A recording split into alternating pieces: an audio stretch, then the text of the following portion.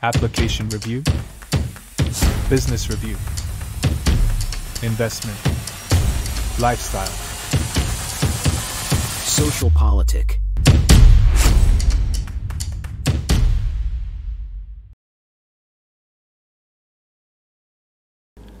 Halo Bapak Ibu, saudara-saudari sekalian, lovers and haters. Salam cerdas Indonesiaku. Jumpa lagi kita pada kesempatan kali ini. Bagi Anda yang belum subscribe channel saya, silakan subscribe channel saya. Tekan loncengnya agar Anda dapat notifikasi setiap kali saya mengupload video-video saya. Oke, kali ini saya akan membahas yang menarik kemarin. Seperti yang kita ketahui, 2 hari yang lalu, santer kan, berita bahwa Anies akan diusung oleh PDIP berpasangan dengan Rano Karno sebagai cawagupnya di Jakarta. Bahkan, beberapa media dengan yakinnya menurunkan berita Anies akan dipasangkan dengan Rano Karno.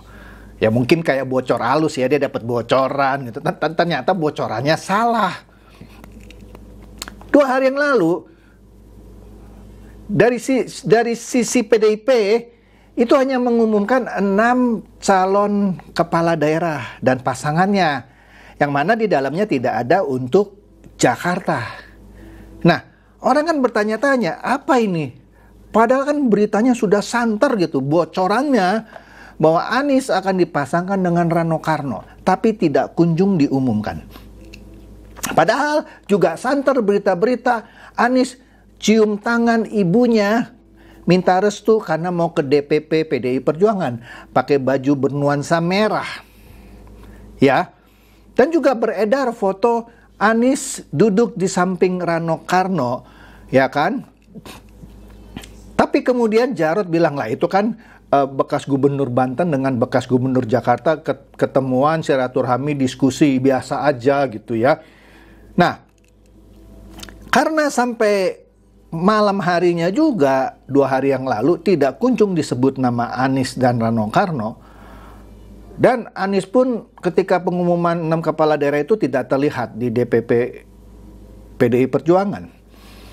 Nah, kemudian muncul demo katanya ya, para pendukung Ahok yang marah kalau sampai Anies dicalonkan dengan Rano Karno.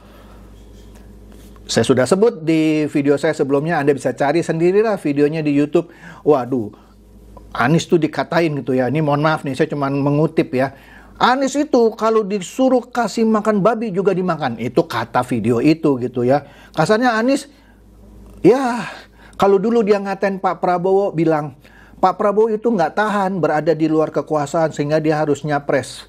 Padahal dia juga nyapres ya kan. Nah sekarang juga dia tidak tahan di luar kekuasaan, mau nyagup lagi. Iya kan, apa yang lu sebar, lu tuai nih sekarang nih ya. Nah, tapi sekali lagi ya, saya disclaimer dulu ya, agak telat nih ya. Saya bukan pendukung Anies, saya bukan pendukung Ahok. Ya, karena saya bukan warga Jakarta. Jadi santai aja coy ya. Kembali lagi. Kemudian kita juga tahu sebelumnya PDIP paling keras yang bilang, ini ada usaha-usaha menjegal Anies supaya tidak jadi cagup Jakarta. Nah, udah saya bahas kan ya, kalau nggak mau dijegal, lu gabung dong sama PKS gitu ya, supaya Anies jadi cagup waktu itu. Kan tidak kunjung bergabung sama PKS. Ya gagal lah PKS, kan kursinya juga kurang PKS, sehingga PKS harus gabung ke Koalisi Indonesia Maju. Ya, dan Anies pun katanya sudah dikasih mandat sampai 4 Agustus tidak ada partai politik yang mau bersatu mengusung Anies. Nah, dengan keluarnya keputusan MK, kan ada yang menggugat Undang-Undang Pilkada, dan MK mengeluarkan keputusan bahwa ambang batas untuk mencalonkan kepala daerah dan wakilnya tidak perlu setinggi yang sebelumnya. Wah, PDIP diuntungkan. Sudah pernah saya bahas juga kan, begitu keputusan itu menguntungkan PDIP disebut inilah keputusan yang konstitusional. Keputusan dari hakim-hakim yang punya hati nurani, dan seterusnya dan seterusnya. Oke. Oleh karena itu, PDIP yang tadi Ya, santer, ada bocoran-bocoran, kayak bocor halus Tempo gitu ya. Bahkan beberapa media massa karena mendapatkan bocoran-bocoran, seperti bocor halus gitu ya, juga terang-terangan memberitakan, aku yakin bahwa Anies dan Rano Karno akan diumumkan 2 hari lalu. Ternyata tidak. Tidak kunjung disebut, padahal ada 6 kepala daerah dan wakilnya yang dideklarasikan. Nah, orang kan bertanya-tanya, ya, di video saya sebelumnya, ini menurut kalkulasi saya dan juga berdasarkan bocoran-bocoran yang saya terima, kan bukan bocor halus saja, saya juga terima bocoran-bocoran juga ya, walaupun belum tentu bocoran yang saya terima benar gitu, saya ngomong apa adanya. Kalau Tempo kan yakin, ini bocor halus A1, saya bilang belum tentu benar, tapi kira-kira begini. Nah, 1, mempertimbangkan aspirasi para pendukung Ahok yang marah kalau sampai Anies dicagupkan oleh PDIP. Kenapa? Ya, kita tahu Ahok waktu itu di demo berjilid-jilid katanya ya, gara-gara Anies. Karena katanya Anies menggunakan isu agama dan seterusnya. Kita tahu kan? Sehingga Ahok juga harus dijebloskan. Tiba-tiba PDIP sekarang mendukung Anies. Suatu ironi. Tapi PDIP juga tersudut karena sebelumnya sudah menyebarkan narasi ada yang mau menjegal Anies. Serba salah dia. Ya. Tapi kalau saya perhatikan, ada pendapat dari Masinton dan juga Hasto yang seperti hakul yakin atau PHP ya, atau ngeprank Anies, yang bilang kita akan kawal pendaftaran Anies sebagai cagup, kira-kira begitu. Padahal di satu sisi Ahok, Ganjar dan Ibu Mega sendiri bilang, misalkan Ibu Mega deh ya, enak aja gue disuruh dukung Anies gitu ya. Dan Ahok pun bilang, gak mungkin PDIP dukung Anies. Kelihatannya Ahok dan Ibu Mega yang paling benar gitu ya, ketimbang Masinton ataupun Hasto. Nah, yang bocoran yang saya terima, setelah mempertimbangkan sejumlah aspirasi yang berkembang, Ibu Mega berpikir begini, betul kalau mau menang, ya, mau menang, dia harus mencalonkan Anies dan Rano Karno. Karena katanya menurut survei, elektabilitasnya Anies lebih tinggi daripada Ridwan Kamil maupun Ahok. Jadi kalau mau menang PDIP, calonkan Anies. Tapi kalau Anies jadi gubernur Jakarta, oke lah PDIP dikutip sebagai pemenang gitu ya, karena dia yang mengusung Anies. Cuman dengan harga yang cukup mahal.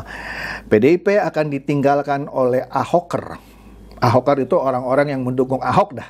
Walaupun jumlahnya juga sudah tidak banyak lagi ya, karena banyak yang terakhir ketika Pilpres malah pilih Prabowo.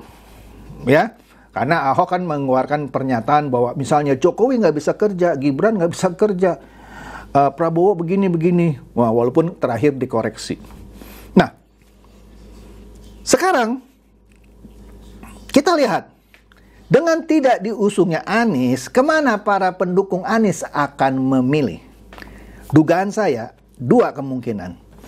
Golput, tidak memilih Pramono yang akan diusung oleh PDIP, dan juga tidak akan memilih Ridwan Kamil. Kemungkinan pertama, golput. Atau kemungkinan kedua, dia pilih Ridwan Kamil ketimbang pilih Pramono, karena PDIP tidak mencalonkan Anies. Jadi maksud saya para pendukung Anies jadi sakit hati. Ya, gue pilih Ridwan Kamil aja deh, gitu. Atau tadi, golput. Nah, hitung-hitungan saya dan bocor-bocoran halus yang saya terima, kemungkinan besar pasangan Pramono Anung dan Rano Karno akan sulit mengalahkan Ridwan Kamil dan Suswono. Tapi bocor halus juga nih ya yang saya terima, nggak tahu benar apa salah nih. Daripada Anies yang menang, terus nanti Anies juga berkhianat kepada Megawati. Ini katanya, karena begini, mereka kan menimbang-nimbang apa yang Anies katakan waktu kampanye pada saat debat, ketika dia memberi nilai 11 dari 100 untuk Prabowo. Bayangkan, seseorang yang menjadikan dirinya sebagai gubernur dengan harga yang dibayar oleh Prabowo, ngenyek dia, pada waktu debat Pilpres ya kan, ngasih angka 11 dari 100. Nah, bagaimana nanti kalau Anies jadi gubernur, ketika dia nanti 5 tahun lagi nyapres lagi, dan lawannya adalah orang PDIP misalnya. Kemudian dia melakukan hal yang sama. Kamu performanya 11 dari 100 misalnya. Jadi katanya kalau dia bisa mengkhianati Prabowo yang sudah berkorban demikian besar menjadikannya seorang gubernur Jakarta, bukan hal yang mustahil dia akan mengkhianati Megawati nantinya. Kira-kira begitu.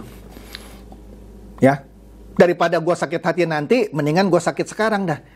Walaupun mereka tahu nih katanya kemungkinan besar Pramono Anung dan Rano Karno untuk mengalahkan Ridwan Kamil dan Suswono itu kecil. Tapi nggak apa-apa, yang penting kita maju. Daripada mengusung orang yang bukan dari partai sendiri. Walaupun mengusung seorang cagup bukan partai sendiri, itu nggak aneh buat PDIP. Contoh di Banten, itu mereka mengusung Airin, yang notabene adalah kader Golkar. Mana kita tahu Airin akhirnya tidak dicalonkan oleh Golkar. Tidak aneh, tapi Airin adalah anggota partai, dalam hal ini partai Golkar. Anies tidak punya partai. Kemudian berikutnya katanya ya, kalau mereka mencalonkan Anies dan Anies jadi gubernur Jakarta, maka itu akan menjadi modal kuat bagi Anies 5 tahun lagi nyapres. Yang mana kalau Anies nyapres lagi dan PDIP mencalonkan kadernya, itu akan jadi musuh berat juga nanti Anies. Ya, daripada nanti Anies jadi lawannya PDIP ketika nyapres gitu ya, mendingan sekarang saja. Itu katanya ada pergumulan besar itu di dalam PDIP. Sekali lagi ini bocor halus ya, disclaimer ya, belum tentu benar ya. Kalau saya ngomong terus terang aja, kalau Tempo kan yakin padahal meleset gitu. Oke, jadi pelajaran apa nih yang bisa kita ambil? Pelajarannya adalah mulutmu adalah harimaumu. Dan itu sekarang seperti hukum karma buat Anies. Karena di debat Pilpres dia sempat menilai Prabowo 11 dari 100. Mungkin itu yang menyebabkan Mega berpikir tadi, Prabowo aja yang sudah berjasa besar saja digituin sama Anies, apalagi gue nanti. Kira-kira itu satu. Kedua, yang saya lihat di media sosial, itu para pendukung Abah Anies, kan orang-orang sebutnya begitu ya, para pendukung Abah Anies marah karena tahu bahwa PDIP tidak jadi mencalonkan Anies, malah mencalonkan Pramono Anung. Pramono Anung diserang sama anak-anak Abah Anies, anak-anak ya, bukan anak lahirianya. Diserang. Mungkin karena kesel gitu ya. Aduh, panjang deh, panjang. Nah, jadi kembali lagi, walaupun Ibu Mega sampai kemarin tidak secara langsung mengumumkan, karena kan semua keputusan di tangan Ibu Mega katanya kan ya. Kan orang bertanya-tanya, "Lah sampai kemarin malam Ibu Mega nggak ngomong? Jangan-jangan bohong itu Pramono Anung dan Rano Karno." Tapi kali ini saya bisa pastikan sepertinya 100%. Kenapa? Betul kata Oli Dodo Kambe. Oli Dodo Kambe ini adalah bendahara umum PDI Perjuangan. Betul tidak ada pengumuman, tapi Mas Pramono Anung juga udah bilang ke saya bahwa jam 11 besok mendaftar ke KPU bersama Rano Karno. Ya, dan itu juga dibenarkan bahwa ya sudah, pasangannya adalah Pramono Anung dan Rano Karno. Ya, jadi ya inilah keseruan dari sinetron politik ya yang diciptakan oleh PDI Perjuangan khususnya untuk Pilkada Jakarta.